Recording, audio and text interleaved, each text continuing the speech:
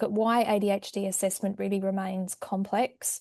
And when I think about that, I think about the setting that we're trying to diagnose it in, the population, as well as our understanding of assessment and treatment, the different diagnostic frameworks, the most concrete ones I've listed there, and we'll talk about why that may be an issue. The differential diagnosis, but the subtleties to that with regards to looking at what different diagnoses may be occurring and what we would potentially mistake or need to look for with regards to diagnosis of ADHD. Some neurobiology and developmental trajectories, and just touching on some of the neurodevelopmental and psychological development of children and adolescents, and looking at medication and non-medication based treatment. So when we think about ADHD as child and adolescent psychiatrists, why is it clinically challenging? We know that we're seeing a really burgeon and increase in so many people saying they're having it. It's all over TikTok, it's on Instagram with people describing what's happening. And why is it clinically challenging? Partly because every person seems to be commenting on it in a public space, which means that we as psychiatrists have a pressure on us to either recognise this as some kind of epidemic or rationalise this into something in the middle, or be at the risk of minimising something that may be occurring. We know that as experienced clinicians, that attention deficit occurs in a number of conditions. These symptoms overlap with multiple conditions, including being a normal human.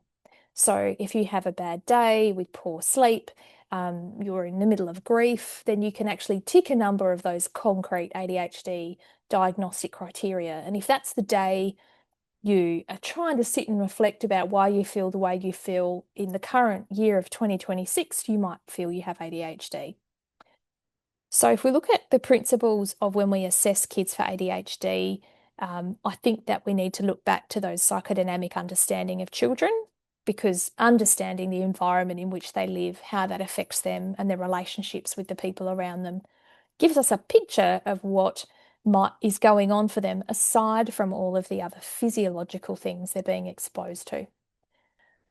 When you do an assessment for children, it goes without saying it has to be multi-informant if you're looking at a diagnosis. So normally it would be parents, teachers, you as a clinician, and you should always see the child. It can be challenging for a number of people to have that conversation about prenatal health of both parents if they're both around.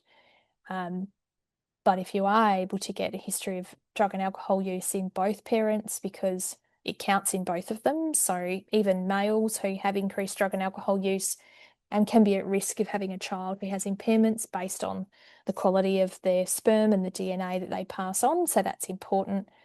But also the early years and milestones review are important as well, particularly when you are concerned a child may have an intellectual impairment. Household chaos and adverse childhood experiences also mean those ACEs increase your symptom load across the board for mental illness and increased likelihood of ADHD. There aren't a lot of physiological dysregulations that I think are masking as ADHD, technically, iron, thyroid. I do find chronic sleep deprivation in children is one. It's very hard if you've got a kid who's a gamer who only sleeps 2 hours a night to be up to scratch for school the next day. So I think that's always an important one. And that discussion on children and screens is a whole nother convo. And you need to make sure that you really feel you've assessed and excluded other things if there are flags that raise for you on our list that's here. There you go. So what's our differential diagnosis? And why do we look at our differentials? So there's lots of system overlap. Misdiagnosis for all of us as clinicians is a really negative experience. And what I explain to the students is that if I think you've got high blood pressure and I think the high blood pressure, is because of this, generally you just have blood pressure because your mother had it, and I give you medication for your treatment, and it's not working because I made a misdiagnosis, then I keep increasing your blood pressure medication and you're not getting any better and you get side effects. And we're kind of down this road that then becomes quite complicated to wind our way back and reassess my diagnosis. So misdiagnosis makes it tricky for us and riskier for the patient. And we have comorbidity, which makes things complex.